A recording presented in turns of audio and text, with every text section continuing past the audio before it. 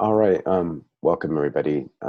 This is the last I'll talk probably for the meeting, unless I have to. But today's Thursday, May 10th, 2018. This is SIG Architecture, and it's hosted by myself, Jason Dumars, and co-chair of Brian Grant. And there is a meeting agenda and notes available at bit.ly/sig-architecture if you're following along after the fact. Okay. We drive by agenda. Sorry, we lost the agenda here. That's right. Yeah. Where are we today? Today is May 10. Yeah. All right. Topic the first is the question of binary provenance, publishing artifacts. The KEP, whose number I can't remember, but involves core DNS. Maybe 5. I forget. It's a small number. And Tim St. Clair, are you here? Yep. I've got the agenda up on my screen, so I don't have the video. Yeah, can we switch back to the video? I have the agenda up. Great. So the conversation started with this KEP from core DNS folks who want to switch the default DNS server in Kubernetes to be core DNS, which I think everybody is supportive of. The question was around where do we pull that binary container image from? Is it from a GCR that the core DNS team owns? Or is it from a GCR or a Docker registry that Kubernetes core team owns? And that turned into a conversation on what guarantees are we making to people who are consuming the Kubernetes release artifacts, and by what principles are we using to decide whether this is okay or not? So I proposed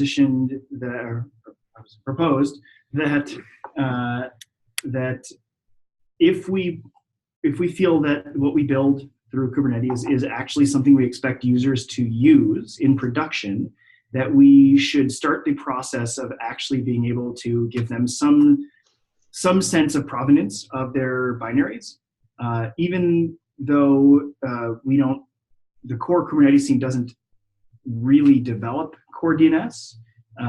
We should be able to, in an emergency, quick turn a patch to it. If there was a security issue or something, we should be able to do that on a moment's notice, which would require us to have our own fork of the code and our own ability to build and our own ability to test and our own ability to push a core DNS image, which I assert isn't possible without a certain level of us forking the entire thing into Kubernetes space. When I say fork, I don't mean like fork and carry a million patches. I really mean fork in the Git sense, right? Keep our own copy of it from which we do our builds.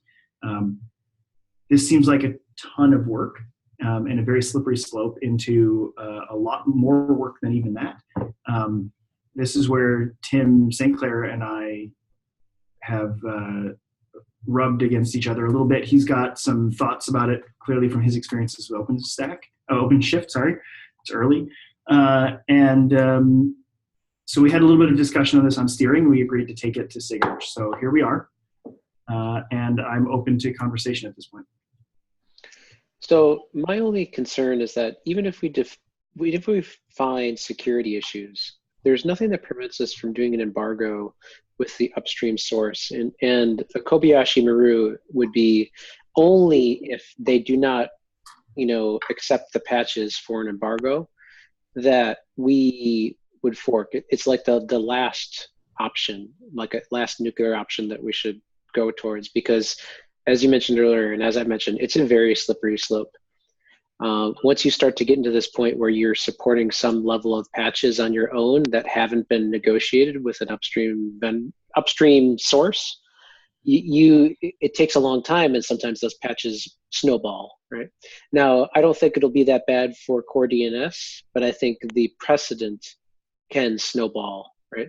So if we start doing it for core DNS, what's to say we start doing this for etcd, where we've had real problems and real patches, right? Yep. And all of the other dependencies that we care about, right? And I would argue if we do this for core DNS, we absolutely should do it for etcd, because we're asking users to depend on a particular binary artifact in many cases, and we should be in control of that.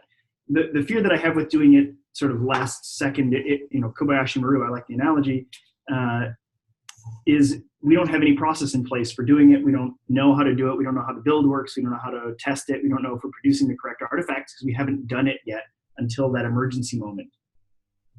It's a ton of work. And I think we're already overstrapped as a community. Like if the CNCF wants to build test apparatus to allow us to do these things, I think that seems like a reasonable approach. But as a community, I don't see how we can't even publish our own artifacts with some level of providence. Like we don't sign our binaries, right? That it scares me to think what taking on that extra responsibility would mean. So we don't have that many external dependencies that are outside of project. Could we put requirements on the dependencies to say to add this as a dependency to Kubernetes, it must follow a process that's similar to our security process? So that would be a blocker for core DNS, is that they would have to implement it on their side, but we wouldn't have to maintain a fork. Is it possible? Yeah, I'm sure. Because otherwise, don't we just have etcd? Like, isn't that the main dependency that we have outside of our code base? Yeah, I haven't done an audit of how many others there are. I agree that it's probably less than 5. Oh, yeah. And container runtime, we don't ship as part of the release, right? Correct. So I would guess it's probably less than 5 things that fall into this category, but they're not small. You know, etcd is not a small project. It's not a small project, but it's kind of within the community. Sure, and it's within the CNCF family, so we have some amount of pull anyway. Well, I mean, it's within the, the Yes.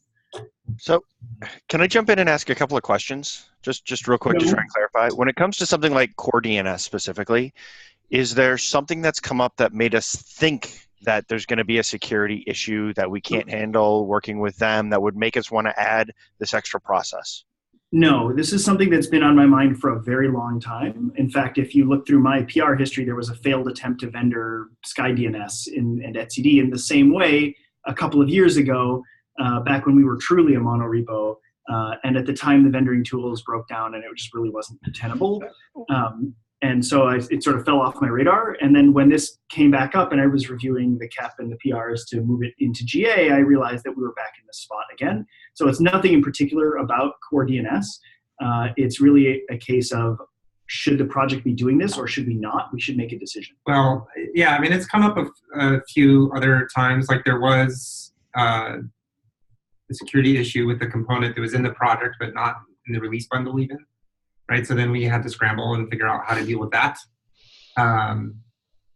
So I mean, there is reason for... There's precedent. Yeah, there's precedent. I mean, it's not as if these issues never happen. And we have had problems in the past where literal libraries that we had vendored at particular Git tags were then obliterated and those tags were changed and we were not able to reproduce our universe, which makes me really scared.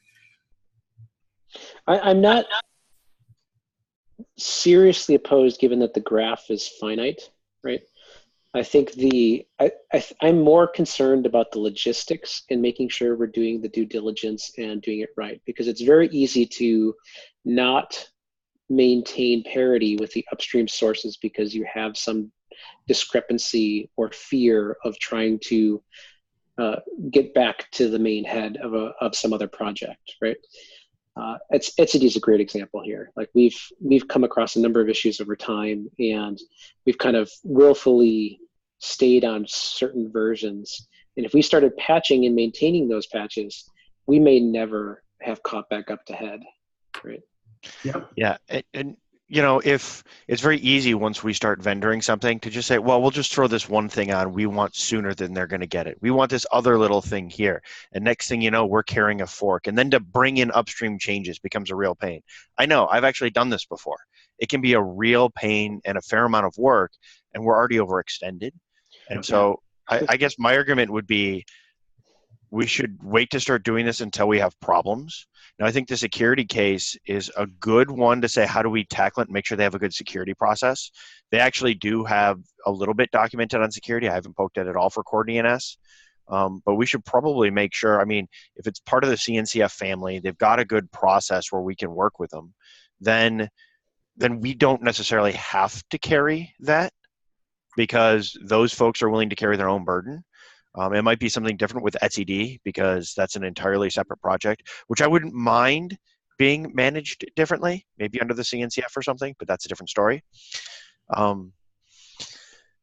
So maybe there's a way we could work with them to improve their process to where we would be more comfortable with it. And it would be a contribution to them to make their stuff better as well. Yeah, that's my feeling also. So just jumping in on the etcd example, one of the important things that came out of that exercise was getting a process for backporting changes to master back to the version that we depended on. And that helped a lot. And so having a formal process around backporting improvements and what is the versions that will be supported in the future seems like an important one. The other topic I wanted to bring up was just the transitive dependencies of these other projects that we depend on. And it's unclear what percentage of the surface area or the exposure is addressed by vendoring in just the first hop. etcd depends on other open source projects. I'm sure Core DNS does as well. And that I think is unknown at this point, but how many layers deep in the onion do you go is kind of the tricky part. So there's binary dependencies and there's code dependencies, right? And I'm mostly concerned with our ability to build the binary artifact. So whatever etcd needs to build that binary artifact would have to be simultaneously vendored in the same way at the same tags, such that we had a reproducible universe, if we were to go down this road, right? Yeah, but the same security constraint you used earlier sprawls to the transitive dependencies, right? Because like, what's the database?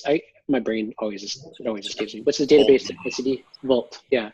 If you went down to that layer and there was a security vulnerability, which there were issues and bugs there, you'd have to actually then go down to that layer then too, and then vendor that one separately. So it keeps going deeper and deeper. Yes, you're right. And in general, I guess the Go's tools around vendoring don't handle cleanly the case of vendor plus patch. In Kubernetes, we have a separate directory for that called third party, which is for modified vendored code. Yeah, well, the tools do. The expectation is that you set an alias to the other location that you're going to pull it from. The tools do support.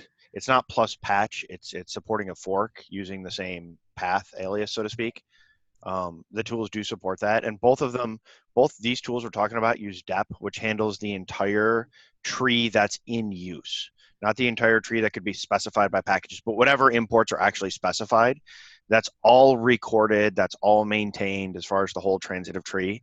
It's all documented there at the revisions and everything. If you go look at the Go package lock in these, that'll tell you every single transitive dependency at every single revision that's used for the whole tree for this thing and whatever release it is. And there is a way to alias in. So if you want to say, I want to fork it and do this in your Go package TOML, you can say, use this alias instead. And it can pull it from a separate repo and then use that instead.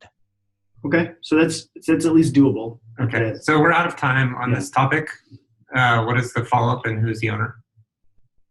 So I'm blocking the cap, so I assume that it's somewhat my problem. I don't know what the follow-up is. Is the sense here that we don't care enough to go this far, or that we think that it's not that big of a problem? Sorry, I didn't mean to denigrate the decision. That we think we should require our dependencies to have a reasonable security process. Okay. Do we have it? Who can I talk to about what reasonable security process means? I'm happy to talk with you about it because most of the transitive dependencies, most of the Go ecosystem does not have a good security process. Okay. I mean, it does seem like, and the CNCF has very light requirements on graduation for projects. But one of them is, a security-related benchmark, and we could add. I don't know that the security release process, CE process, is covered by that benchmark, but that is something that we could follow up on. Core DNS is not a graduated project, but sure. If that were a requirement for graduated projects, then they would probably prefer to implement that sooner rather than later. Okay. And so we're saying, like, because they're in the CNCF sphere, that we're okay with not having a copy of their code because we trust that it won't get obliterated? Yeah. Okay. I will do the audit to see what other binaries I can figure out maybe fall into the same category. And maybe we'll have to revisit if there's something else. etcd is outside that, strictly speaking. So we should decide then, by what principle do we allow etcd to follow the same pattern? Or do we actually? I don't even know. Do we tell people to pull etcd from gcr.io Kubernetes, or do they pull it from some other place? It's GCR. There's a long tail of woe that Wojtek and I can probably go in full history on around this, but it's required to be pushed to GCR.io for every version that we want to have for a cluster. And that's, okay, I'll follow up with you just to get the history of that so I can try to get the principles behind it, and who's responsible for actually dealing with that, because it seems like that's the precedent. Okay. I was just going to add maybe, and I don't know if we could, is there any way we could maybe push or prod etcd to consider the CNCF and policies that would make it so we'd be happy not wanting to fork their code for lighter weight? Is there any way we could soft go after that? It has been discussed both on the CoreOS side and on the CNCF side in the past, and I don't think there are major blockers to that, but it was kind of all on hold with the acquisition and things. So we'll revisit that. I've poked Chris right in the eye many times on this, and I'll poke him again. Thank you. Okay. All right. I'll follow up with people. Yeah. On this. I mean, there were some blockers on the CNCF side for a while, and there were some blockers on the CoreOS side for a while. So, but I think all of those have been dealt with. All right. Next topic. Next topic is feature branches. So yeah, I don't know where it was decided. There's no KEP on how these are being managed. I just was tracking my issues for 1.11 release to try and make sure my PRs for the SIG cluster lifecycle were all being triaged properly.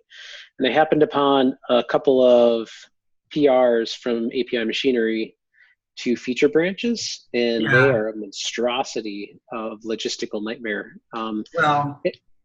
So a couple of things. One is for the bulk of the discussion, it would be useful to actually have Daniel come, I think, so we can actually discuss it, both because he's actually doing the feature branch and because he's done most of the other major surgery with how our code is organized in terms of staging and multiple repos and things like that. Like, he's basically driving.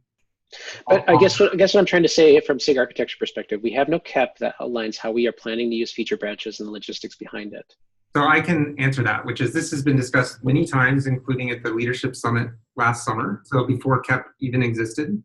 And what I'd asked for all of those times, including at the Leadership Summit, was for someone to actually try it so we could actually go figure out what the problems were.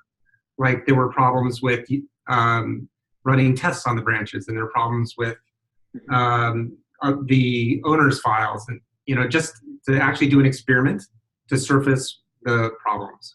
So I don't know that I didn't actually know that we were really going to do it with apply, but I had every release I had hoped that someone was going to try it, and I think Daniel is, being familiar with the woes of the other approaches that we've tried, is in a pretty good position to actually try it and contain the damage. We can have him come to present to SIG Architecture to explain what he's doing. Jago? Yeah, this isn't the first experiment either. The Workloads API going to GA, they tried it last fall, and they hit the first round of issues, which was the automation wasn't set up to deal with feature branches in the way that it is with the other Git structure. So they pulled back and weren't able to succeed there. And then based on that learning, the API Machinery team decided that this was the best way to approach this project and discussed it within API Machinery. So that's some additional context there. But I think it's a relatively well-contained change. Yeah, just for those who monitor the inbound PR queue, from the release perspective or from a SIG maintenance perspective, it just it's kind of scary, some of the PRs that go across for they're enormous, right? So there is a tracking issue in the community repo for feature branches. Maybe what we should do is post back the issues that are discovered there. So there's like a single trail of, oh, we actually need to mark these things specially with labels so that people are aware that it's not the master branch, or like whatever the problems that come up, document them there so that there's a thread that people can look and see like what the status is and what's going on. Does that sound like a good idea? I love that idea. That's a great idea. Yeah, my biggest concern with feature branches from the beginning has been whether they should actually be part of our repo or whether they should just be off in some other repo, go do development somewhere, come in when you're ready to show the world. So that's much worse in my opinion, because it's much harder for them to get the benefits of our automation, like the testing and the CLA bot, and have them be visible to other community members where people can do normal review and comment and things like that. Like, I don't want it to be completely dark. Well, that's not necessarily true. I mean, many folks use GitHub forks, and their GitHub forks, other people then make PRs on their forks, and that's very common. Right. I've done this both on the receiving and the sending side. You're right. We don't get any automation. We don't get the CLA bot. We don't get the test infrastructure. So my question is like whether we should make that easier and just more possible to do in a personal fork, or whether we should continue. My big fear is that somebody somewhere fat fingers it and merges to the master branch when they didn't mean to, and they were meant to merge to a vendor branch, a feature branch. My history with feature branches across a number of projects, not just OpenShift, has been it has always ended in pain and been retracted, and this is across a number of projects. So, there's another angle to this too. With feature branches, right? If they're long running, then they're, especially on a fast-moving project, they can be really hard to eventually merge back in. And if it's in Kubernetes or something we own, then we own that pain. But if somebody else has their own personal fork and we expect them to do a PR as always, then they have the pain of bringing it back in, especially if they decide to have a long-running feature branch. Yeah, but there needs to be a way for people to do long-running development that isn't ready to be merged into master. And that I think is the pain that is avoided, or the potential pain that is avoided here, is that most of the feature is into 111, but not all of it. And then we get in the situation where there are exceptions requested at the end because most of it's done. It's just the final few PRs. This is a way to say it didn't make 111 train and it doesn't impact at all the rest of the API machinery, for example. Yeah, so I know that people really like to live at head and master, and it's definitely how we do things inside Google, and there are benefits, but it requires a super high level of discipline and very high levels of test coverage, and we don't have that. And we also don't have frequent releases, so we end up in a situation every release where there's stuff that probably shouldn't be in the release that actually is in the release that's not properly flag gated and is not adequately tested and doesn't have documentation, and then every release is a fire drill. So I think the only two choices are it's not in the Kubernetes repo or it's not in the master branch. Like, those are the only two alternatives that seem viable.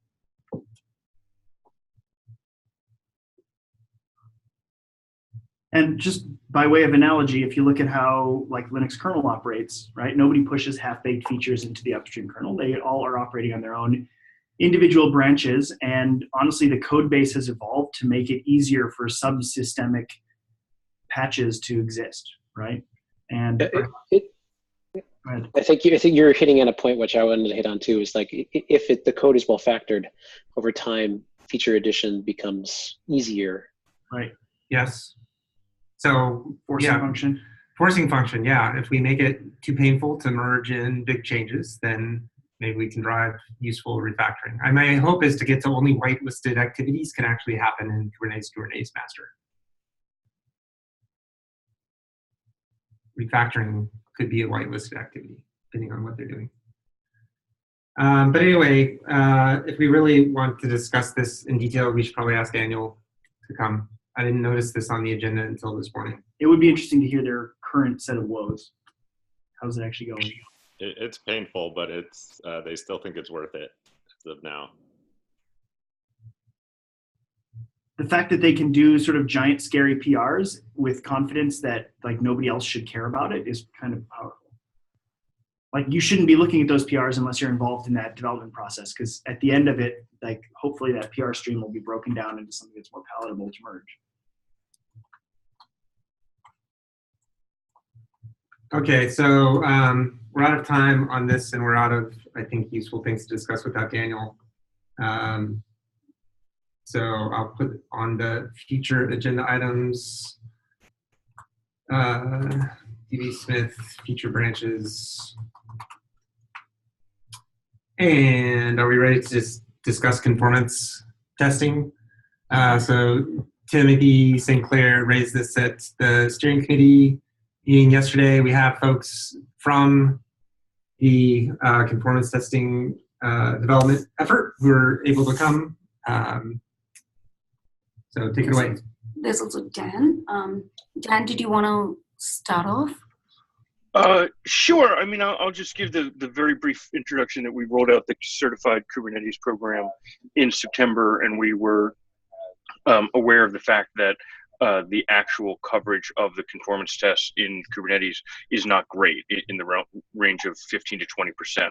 And so we looked at funding for improving those tests, and the governing board had the request that be a one-time process and not an indefinite liability that they were signing up to. And so we worked with SIG Architecture, I guess about 4 months ago or so, and to have a change saying that when new features before features can make it to stable, that the conformance test be included.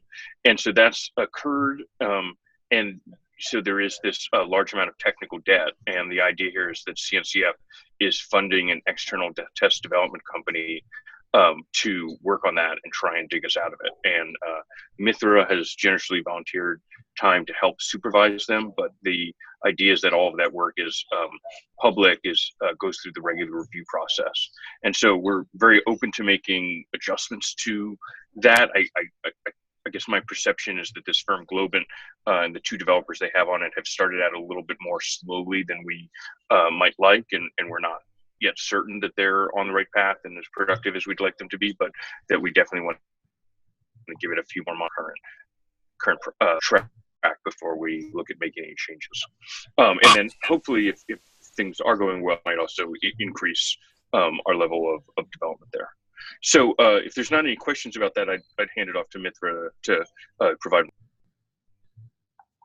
So, Jacko, did you want to add something before I? Yeah, I just wanted to jump in and say that I had put together a quick doc on conformance test improvement strategy.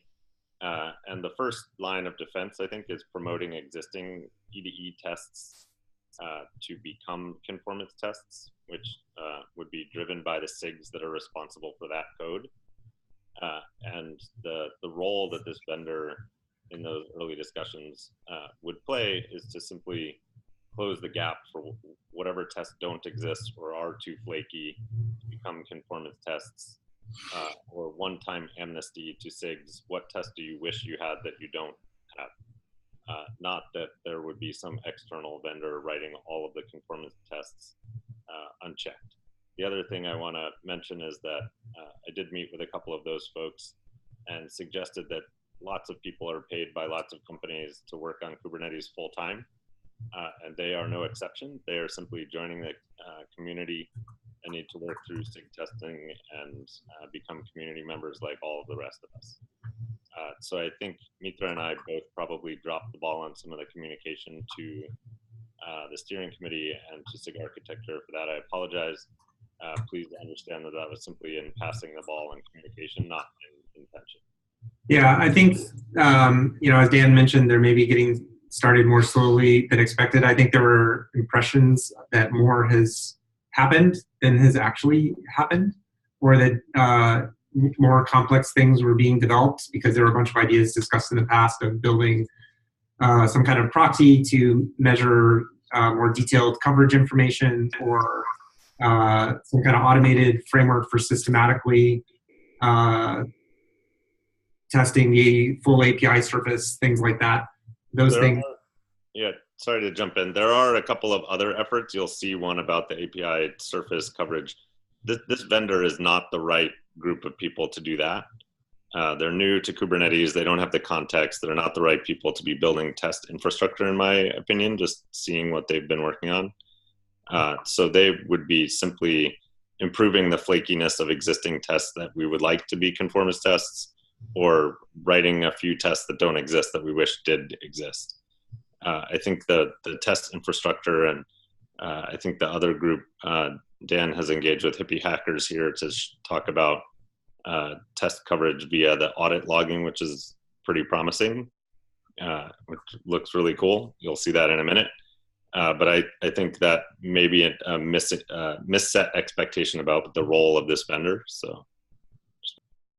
Yeah, I think the conversation we had in the conformance working group and whatnot was that the new PRs before they were added would be make sure that there's a test plan and it's okayed by SIG Arch before they go, because there were a couple of PRs that came to SIG testing, and I know that Aaron and I were like, "This has this been approved? Is this okay?"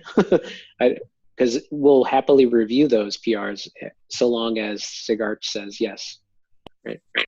So one clarification I would like, one of the PRs is about API machinery, and it's simply an E2E test against API machinery, and API machinery folks are now in that PR. I think there was a routing problem there where it went to SIG testing first without any context.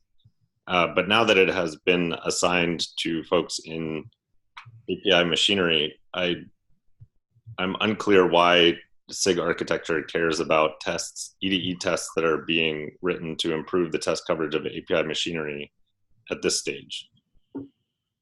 Why is this different than any community member submitting a PR for a new E2E test against API machinery? I think it's because it's conformance in It's the not implication. that, right? There's two stages. One is add an E2E test. Yeah. Second, it's proposed that test be promoted to a conformance test to SIG architecture. Sure, that's fine. I think it's just a routing clarification of where do you go to get the work done. Sure, but if we actually frame and clarify that, does that seem reasonable? Yes, absolutely. Okay. I think the last thing this group wants to do is be reviewing test PRs. Those are subsystem decisions. Yep. Jago, at some point I heard that there is going to be a SIG for conformance testing. Was there any update on that? There's a working group for conformance, which is a little strange. The mailing list is different. It's more of a, has been run more within the CNCF than in the Kubernetes community, although it is linked from the SIGs page and working group there. So if you go to the list of SIGs, there's the mailing list and Slack channel and so on is listed in that page. And that working group meets more infrequently than most SIGs do. It's more like monthly, I believe, at this point. And a lot of it is discussion of the process, right? Like, how do we do certification and things like that? Sorry, Brian. What I was specifically told was there is a proposal in progress to make it into a SIG. And I wanted to hear about that, if at all. I don't remember that discussion, or I don't know. It seems like every working group has an existential question about whether it should really be a SIG. I feel like there's been an explosion of SIGs and the same people end up having to go to more meetings. So I haven't personally been pushing on that. I'm certainly open to whatever the working group thinks is the right thing for it. But that working group seems to have been effective in thinking through what is the process for promoting an E2E test to a conformance test and how to divide the responsibilities among existing parts of the structure rather than inventing new groups to take on new responsibility. Did I answer your question or not? Yes? Yes, thank you. Excellent. Yeah, so I think going forward, clarifying the clarifying the process and getting some of the documents converted to Markdown and checked in so that everybody can discover them and see what's going on would be helpful. And then some kind of, if there are a lot of tests in flight or that have identified that need to be done, just have a single place where those can be tracked so that people can see what the status is. So to give a quick status update as what's been going on is we have a spreadsheet which has all the different API endpoints and which have coverage in terms of conformance tests and end-to-end tests.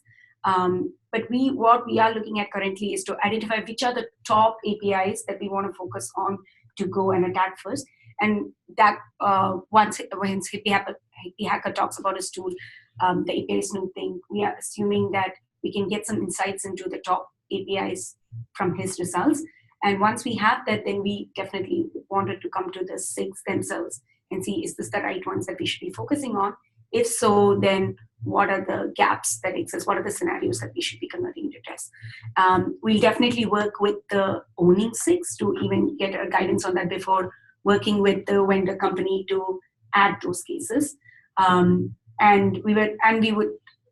The next idea is to actually turn to SIG Arc to see if these could be turned into conformance cases. Are they really good for a conformance coverage perspective?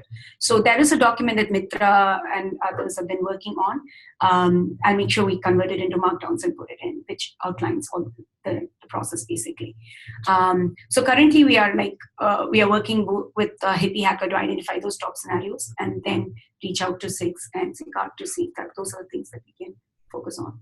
Okay. Yeah, and my high-level guidance, which I know was copied to one of the docs, was that we need to focus on parts of the system that are pluggable or that we expect to be re-implemented, because those are the areas of most concern to conformance and to fragmentation. Is that parts of, like, if people are just running Kubernetes, then it's going to be the same as everybody else's Kubernetes. But if parts get replaced, or things are pluggable, like the container runtime, or like virtual kubelet, networking storage, things like that, then that's where we need conformance tests to make sure that those reimplementations actually match the behavior of the system. And there have been things that have been identified that, like people have, etcd is not explicitly replaceable, but there have been experiments and PRs from people to replace it with console and DynamoDB and things like that. So just as one example of guidance I gave to API machinery is there are API server behaviors that are heavily dependent on etcd behaviors, like optimistic concurrency and watch.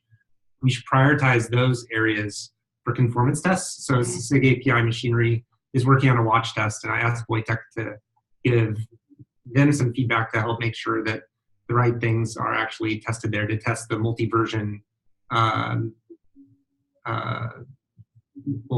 watch capability and things like that. So so that process sounds fine to me. And Jago mentioned another thing which I wanted to touch on also, which is converting existing tests to conformance tests.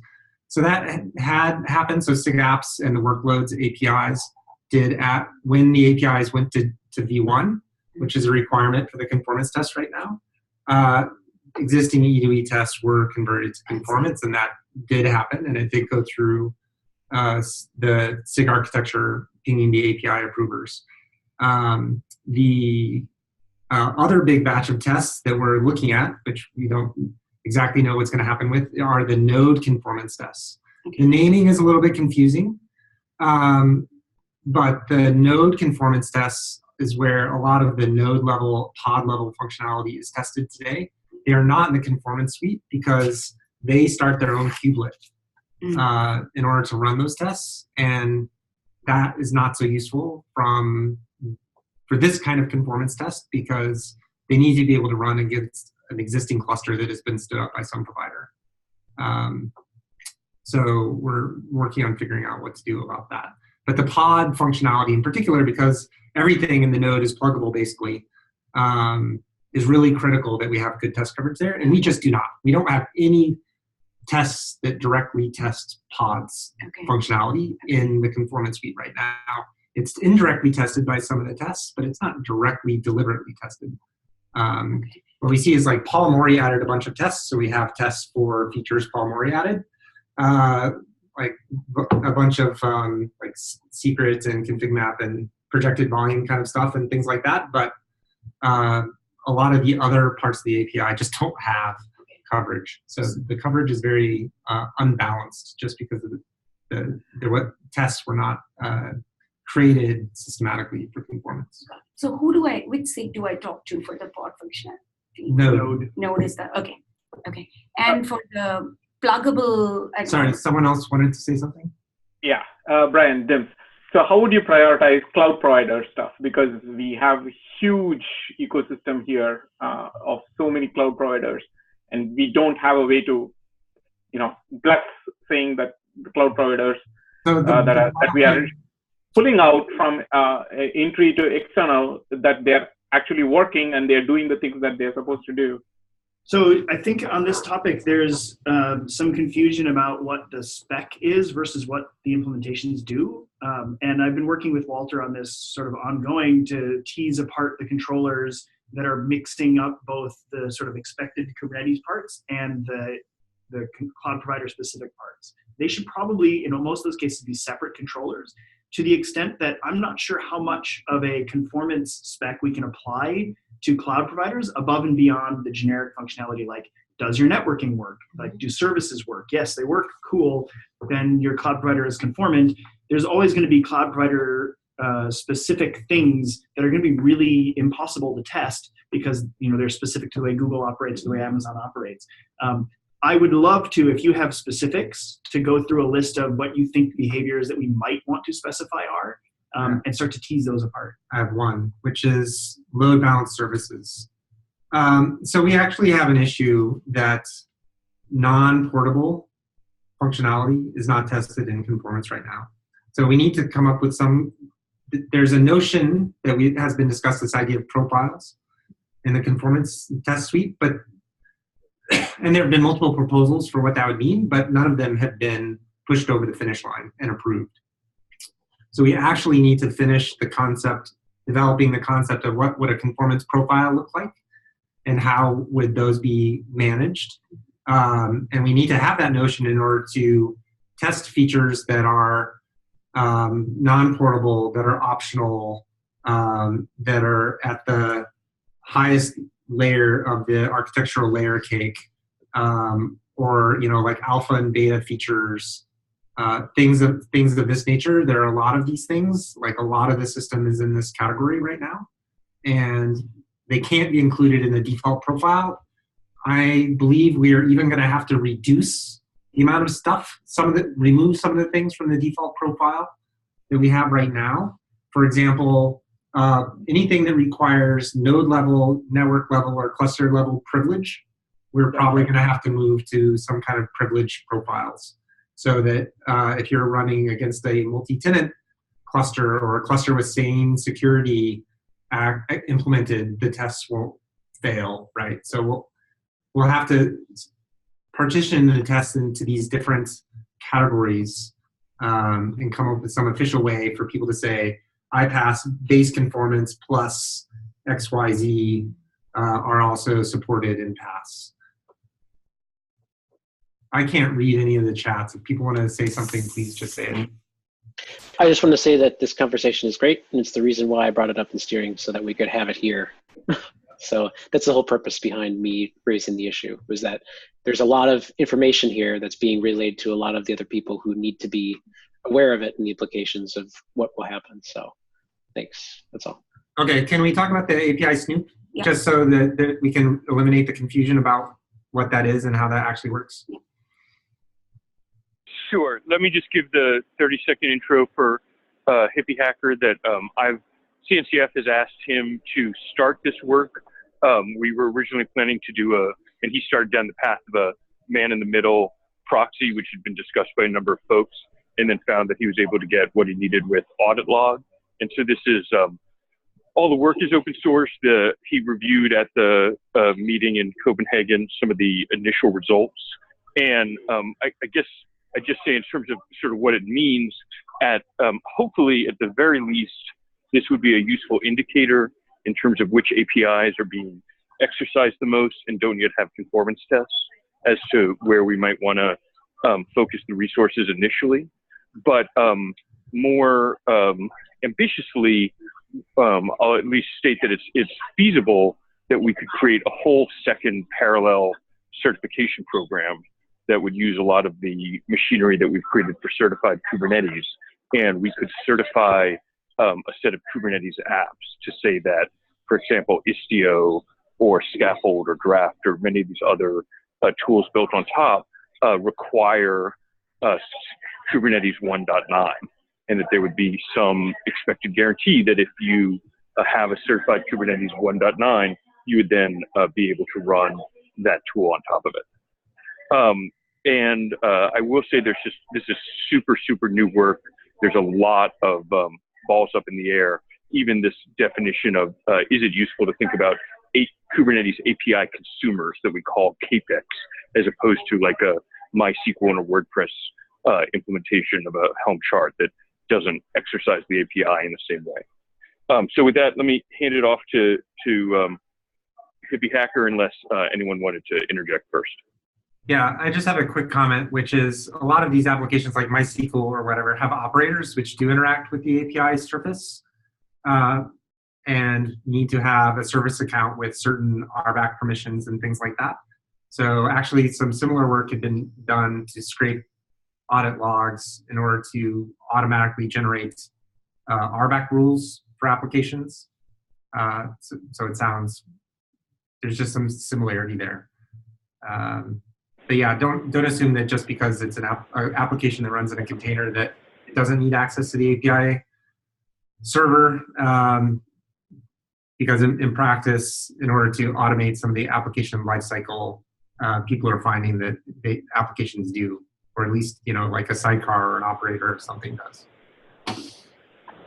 Yeah, I think the piece I'm still a little unclear on is that I don't think we want to be in the business of saying, oh, this is a Kubernetes compatible container. That would sort of go against the whole thought here, where if it runs in a container, it actually should run in Kubernetes. And so we were trying to get at, is there some terminology for containers that exercise the API? But okay. I agree that they don't just have to be meta stuff. It could just be, as you were saying, an operator. Yeah, I agree in general. We've tried to make it hard that we don't lock applications into Kubernetes. So. Well, and in particular, if we had a certification program, I would hate for anyone to ever think that they need to certify just a regular container. Right.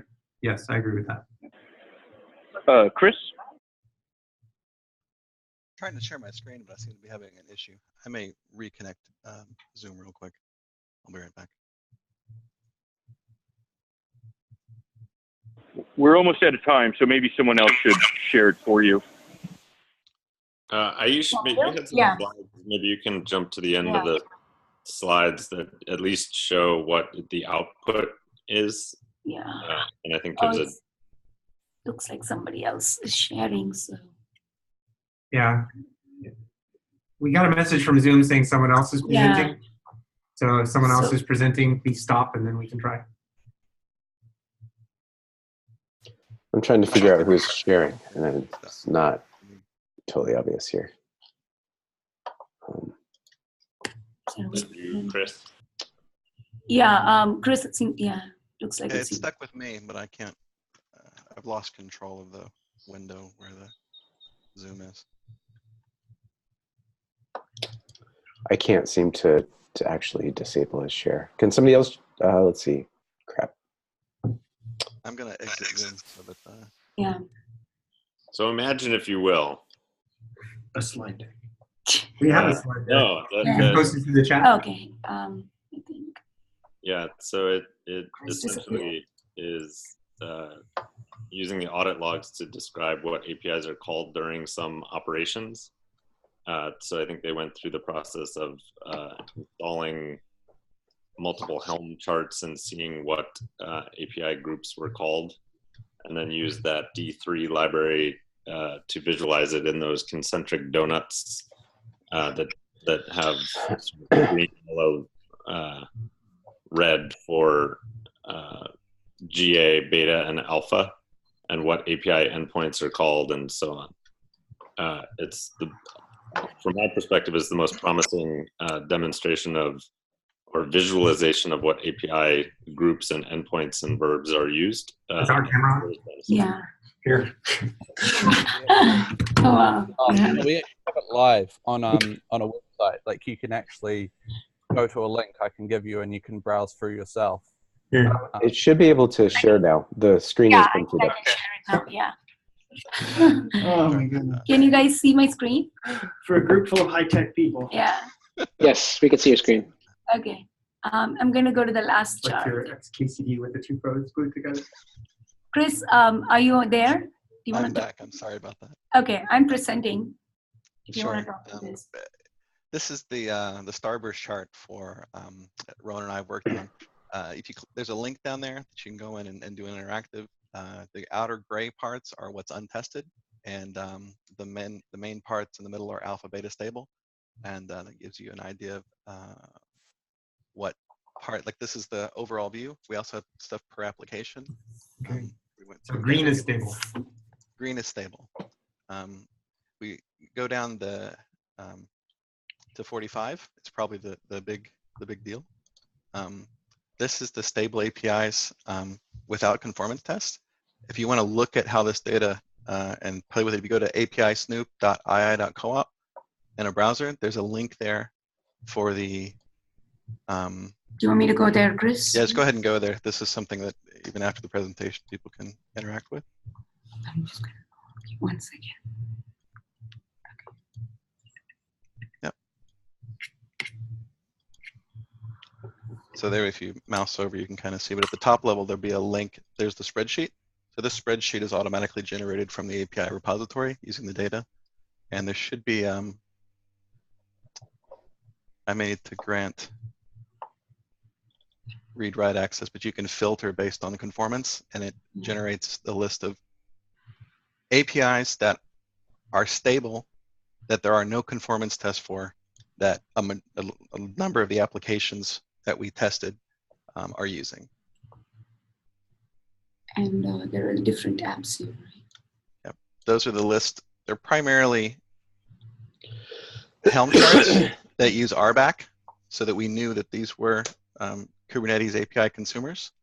And within each of those, if you want to pull up, say, Draft or Sonobui, we can see what their usage. This is what endpoints that are hit from a Sonobui test.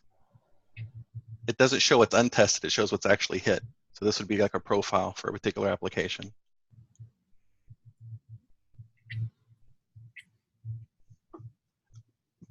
Beyond the conformance for a particular application to be a Kubernetes 1.9 or stable or 1.10 for the conformance test, there's also an idea where we gather all of the logs and are able to see for a particular API endpoint all of the applications using that endpoint and the parameters and workflow. So for a user story, we could, a flow, we could possibly generate a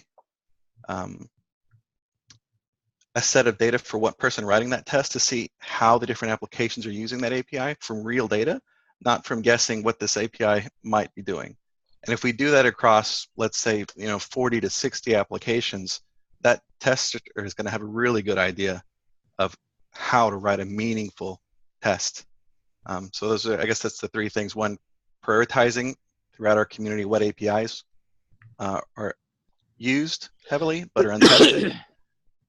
Being able to have a certification program in the future that says these CAPEX are stable or compliant for these releases, and then generating a good starting place for our testers to write tests, or possibly doing some automation based on that.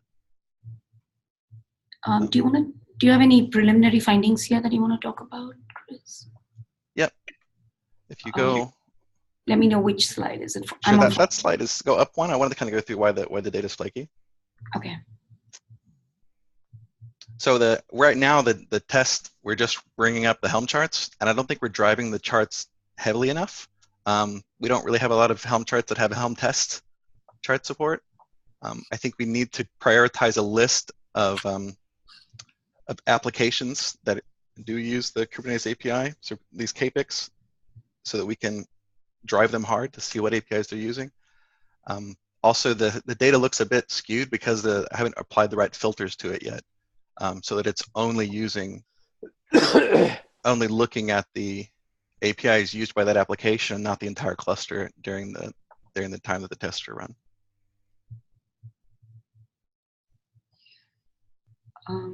Let me know if you want.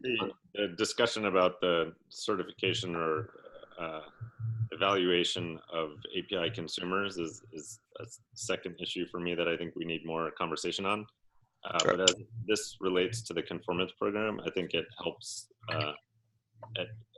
identify what APIs are actually being exercised during conformance tests at a more granular level, and helps with the prioritization effort. So that's how I think the most meaningful value in this conversation. Jago, I guess I would make the request if we could maybe move this to the SIG Architecture mailing list. I'd really like feedback from this group as to where Chris and Rowan should focus next.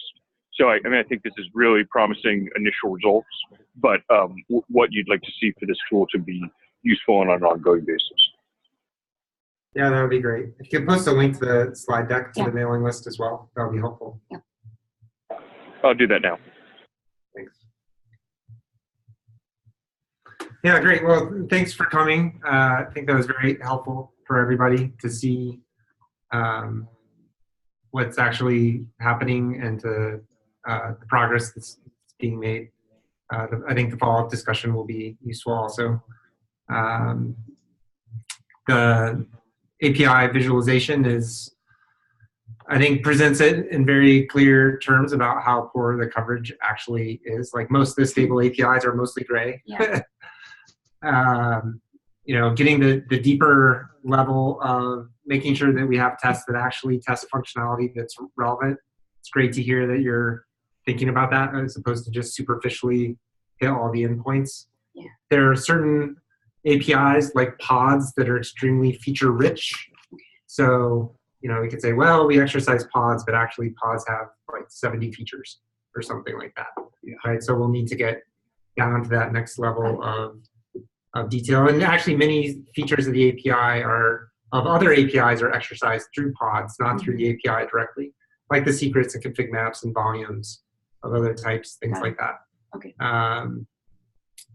So we'll want to think about how we can make sure that we have coverage of those things. I think to some degree, you know, this idea of exercising applications is interesting. We also have some tutorials and things like that. So maybe, you know, if we think about some of the main user journeys, we could make sure that, you know, those kinds of normal things that users would do would get tested. But yeah, in terms of near-term priorities, going back to the thing I mentioned earlier, is making sure we have adequate testing of the things that we believe will get re-implemented. Yeah. Okay. Still seems like the right area of focus. Yeah. That one and the pod functionality. Those are the two. Pod is one of the things Okay. that would be re-implemented because the container runtime is pluggable, networking is pluggable, storage is pluggable. There's a virtual kubelet thing that's happening. Okay. So just basically everything about related to pods is pluggable. Okay.